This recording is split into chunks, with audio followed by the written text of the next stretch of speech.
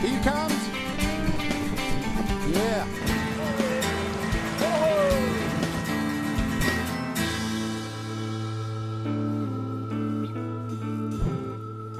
Isn't it funny how a day pans out?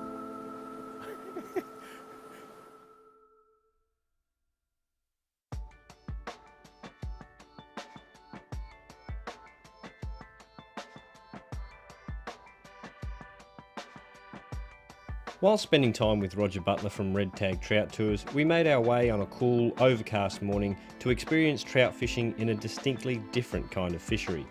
Currawong Lake's Fly Fishing Retreat and Game Reserve is a 3,000 acre estate nestled in the state forest of Tasmania's East Coast Highlands.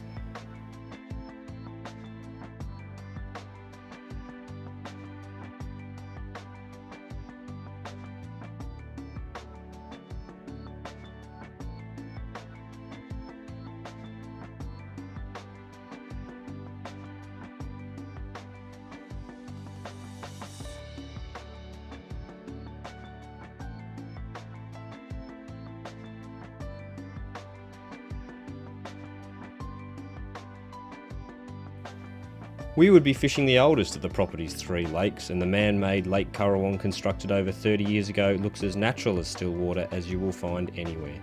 On this trip we had dragged a very keen young fly fisher along with us, Stu Heron, to give us a hand.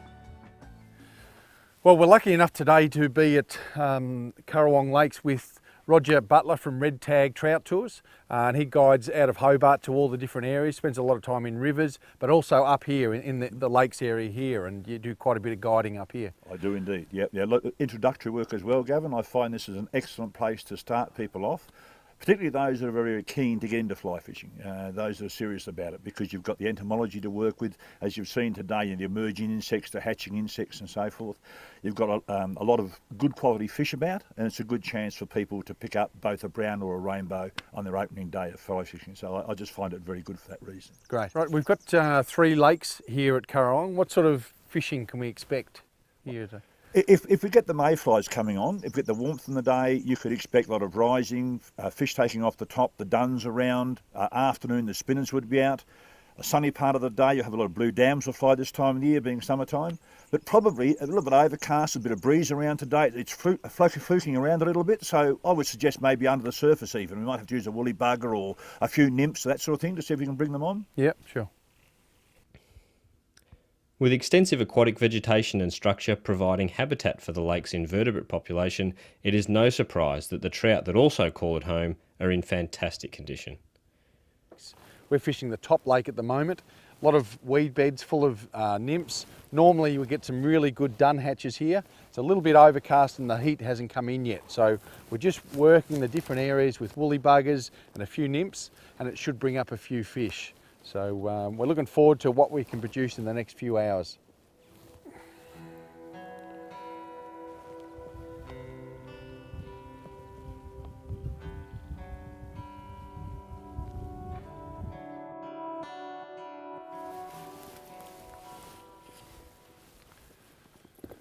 Just got one just rising out here. They're taken just under the surface, so it could obviously be an emerger or a little nymph, but there has been a lot of mud eyes around, so I'm staying with the woolly bugger, and hopefully they'll come out and grab it.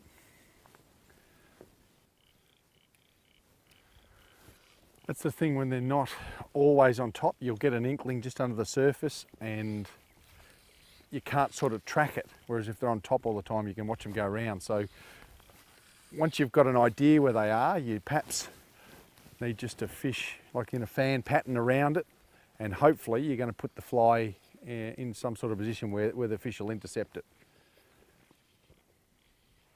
We've got a nice little brown just around the corner there. Just sort of come up and just take something just under the surface. So with a lot of these fish in lakes, they're opportunistic, so they'll take whatever's around. So I've got a woolly bugger on, put it in front, and came over and grabbed it.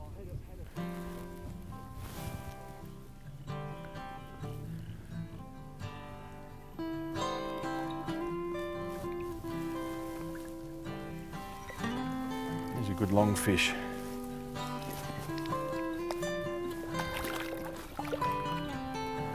Lovely brown, lovely colours. dark shape.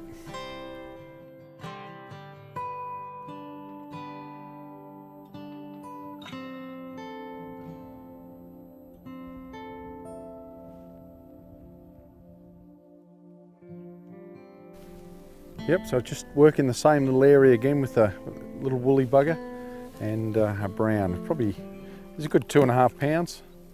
Just came out and decided he wanted to eat it. He'll take that as a damsel nymph or even a mud-eye in these sort of waters.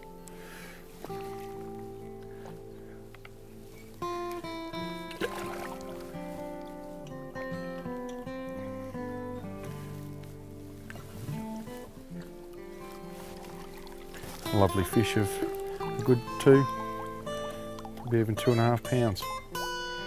But perfect for the area that we've got here at Currawong Lakes. Are just fantastic, in such good condition. There's obviously plenty of food through all these reeds and good nymph beds.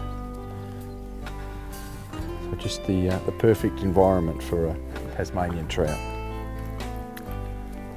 There we go. Just put him back and he'll be ready for you next time you come. Just a bit bigger. I'll just go and find another one. There's quite a few little areas just around the corner here that hopefully we can pick some up and get another one, get his bigger brother.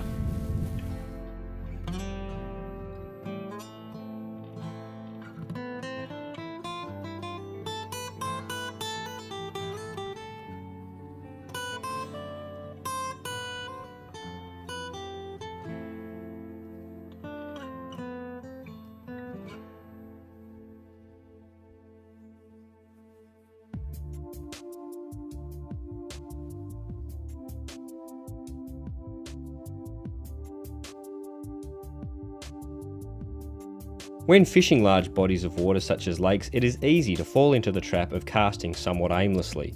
You will always benefit from paying attention to the water in front of you and ensuring you cover it all and cover it well. Work to a pattern. Fish to the points of a clock, starting at a point and progressing throughout the consecutive numbers until you've exhausted your options. Make every cast count. Vary your retrieve until you find a retrieve and technique that works.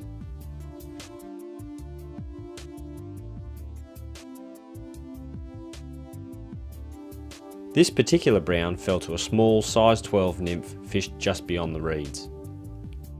Trout do the vast majority of their feeding subsurface on small items just like nymphs, so don't be afraid to use small flies on larger bodies of water.